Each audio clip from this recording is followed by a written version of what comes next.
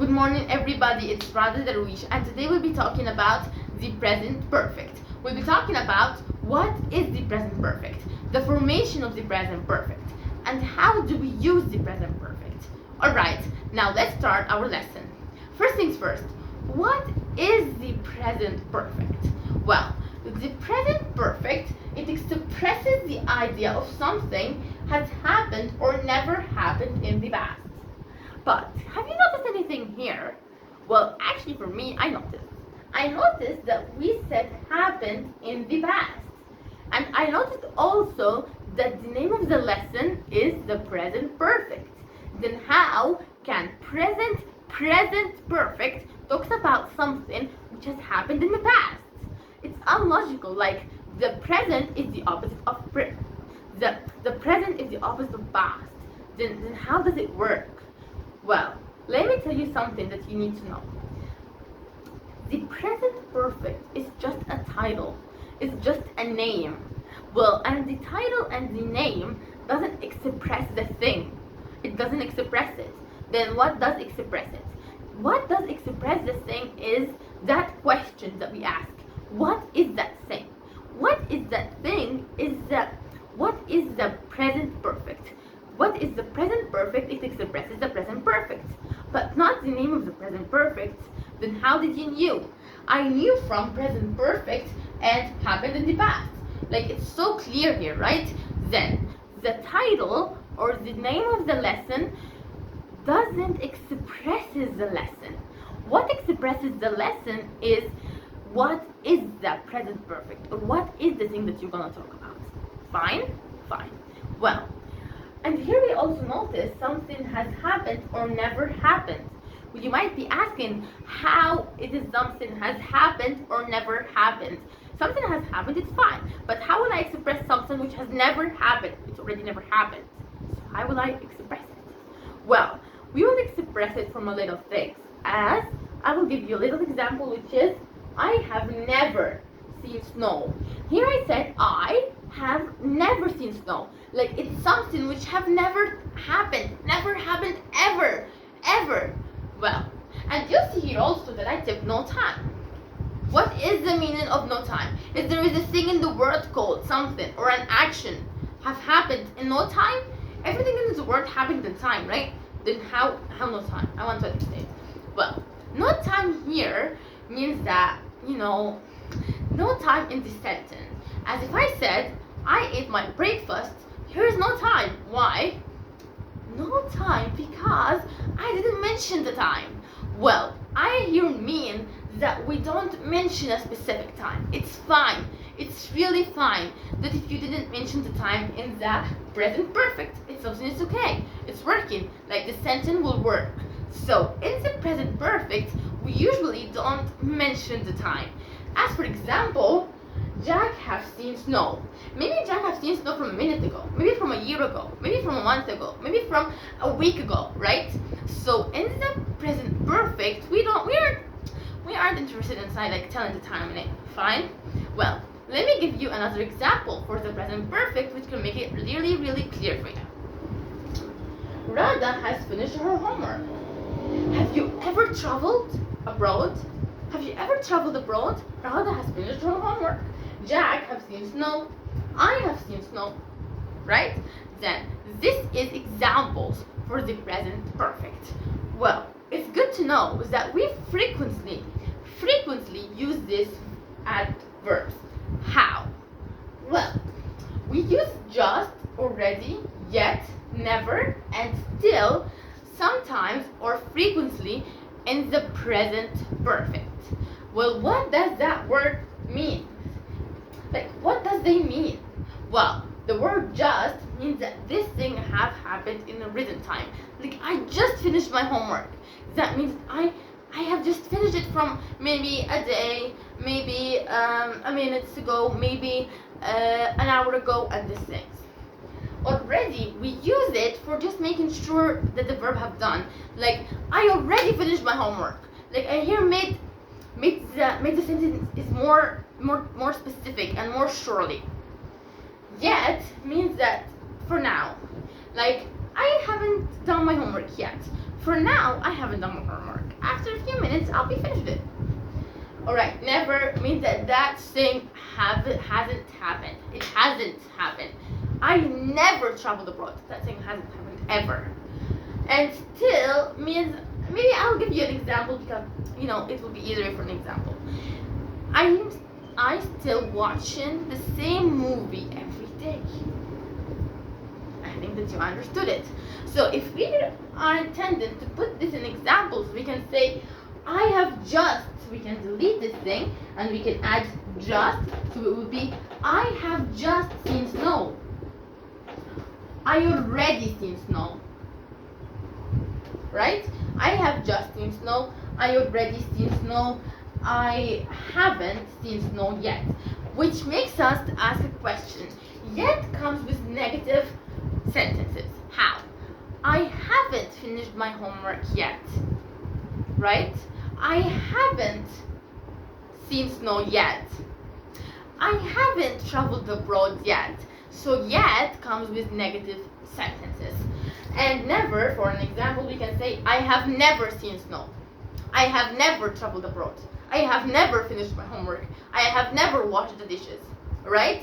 Then, here, if you understand all of this, then here we finished the question, what is the present perfect? And we'll be moving in the second point into the formation of the present perfect. Then we'll be moving about the formation of the present perfect. Then what is the formation of the present perfect? Alright, the formation of the present perfect divides into two groups. The first one, irregular verbs, and the second one, irregular verbs. Well, how does that thing work? Alright, the irregular verbs and the irregular verbs.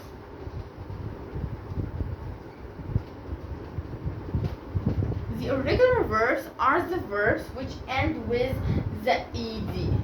The past participle or the past simple of it is ending with the ed. The irregular verb, the thing on it changes. How does it change? Like if the verb is eat, it will be ate.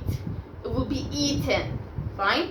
So the irregular verbs, like the verb eat, it will be ate and eaten. But the irregular verbs, it will be like wonder, wondered, and wondered. Alright. Then what is the formation? The formation is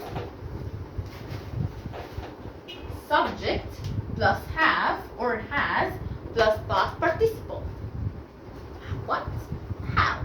The subject in English is I don't know exactly this one. Is I, you, we, they, he, she, and it. Right? Plus have or has. Then what one should we choose? Have or has? We choose the have with the I, you, we, they. And we choose the has with the he, she, and it. Alright? Plus the past participle. The past participle is also divided into two things, as for the regular and the irregular verbs. So for the regular verbs, it is maybe like the verb wonder. It's the verb wonder plus ed, like wondered. The verb play plus ed, played. The verb ask plus ed, asked. But for the irregular verbs, it's do, maybe done, eat, ate, run, ran, and see, seen. Let's take an example. I can say, I have eaten that. I have played basketball. Maybe let's take he or she or it. I will take he. He wondered, how had she done that? He ran away. Right? It's working. So this is the formation from the sentence. Let's see the formation for the negative and the question.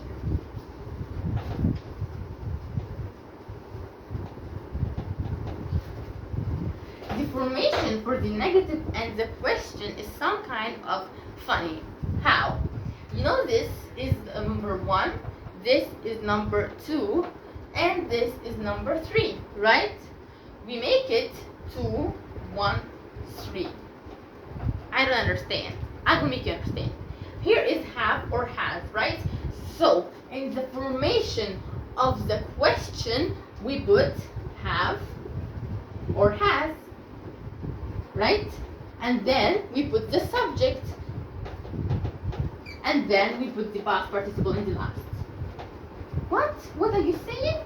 So in the question, we put the have or has in the first of the sentence, and we choose have or has as like it depends on the on the subject, and the subject in the second, and the past participle. But what about the negative? Hang on, let's first take a question. A question. Have you wondered why have you done that? Have you eaten my chips? Have you ran away? It's working, right? Now, let's see the negative one. The negative one, I think it's more easier than all of that. Because all we do is that we put a not here.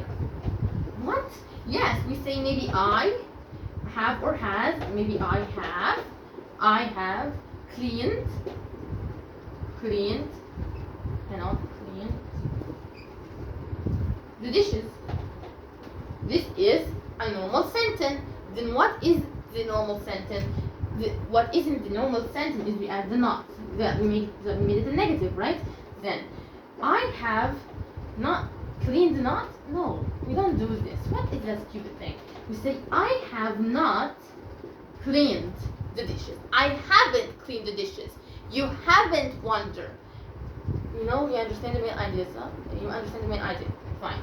Then let's move into the third thing, which is the uses of the present perfect, which is the hardest one. Let's move into it. Let's talk about the first thing, and it's so far. What is so far? So far means till now. What? The word so far means or equal the word till now. Can you just make a little example so you can understand better? Yeah. We had 7 exams so far. That means we had 7 exams till now. Till now we had 7 exams. But the native speakers don't say till now.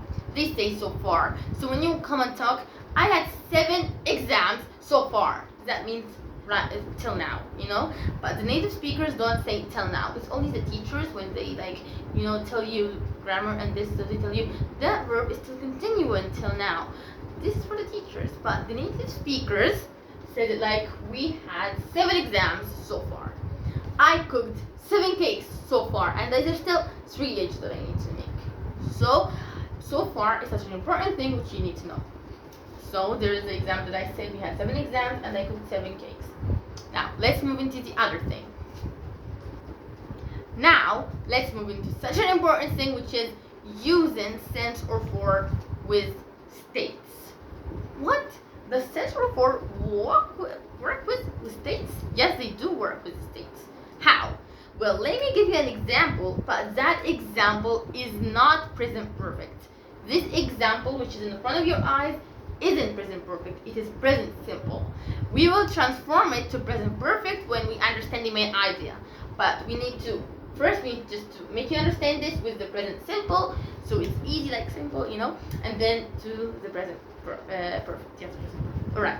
Then the example here tells she is my enemy, right? So this thing means that the first period of this state exists now. So which means that we still enemies to right this moment. Me and her. We still enemies to right that moment, right? So this is a must. She is my enemy, or this is a must for using the states with for and since. How? What is that must? That must is that thing have to be to till right now. Have to be the first period of the state have to be or must be existent to right now. It must be exists to right now. We must be, if to use this thing as a state with sense or for, we must say We are enemies to right now, to that moment. We hate each other. Fine? Then, you understood the main idea? I hope you did. Then, let me tell you something which is really, really important. How to change from the present simple to the present perfect. How? Well, here I said, she is my enemy. How did I say that? I said that, right? She is my enemy. How to turn she is my enemy to the present perfect? We say, she has been my enemy. And since 2002. She has been my enemy since 2002. She has been my enemy for 2 weeks maybe. Fine? So, using the states with for and since must, this state must exist right now. Then maybe I like cakes. That means to use it with since and for. That means that I love that cakes to this moment. To this moment that I'm standing, I'm teaching you, you love that cakes. So how can we turn loving that cakes to a present perfect? We say, I have liked cakes since I was a little child. I have liked cakes since I was a little child. I have liked cakes for 4 weeks, till now. Okay. Then, this thing is for the states. Then the big fat question, does it work with the actions or it doesn't? That will be taken in the second thing, right? And now with the last thing that we're going to talk about today is using since and for, right, for the actions. Alright, can we use it in the action since and for in the present perfect? Yes, we can. Really? Yeah, we can use it. It must be such a long period of time. This thing must be like such a long period of time. And found a state. How? How will an action found a state? How? Just make me understand that. Well, we'll take 2 examples which will make you understand that. I'm in Cairo. I live in Cairo. This is the state. I'm in Cairo. I live in Cairo is the action, right? But these 2 examples are in the present simple. When we understand them, we will transform them to present perfect. Fine? Fine. I am a teacher. I work as a teacher. Then let's take those 2 examples for making them work with the present perfect, and they will work with the present perfect, and we will use with them since and for. Let's see.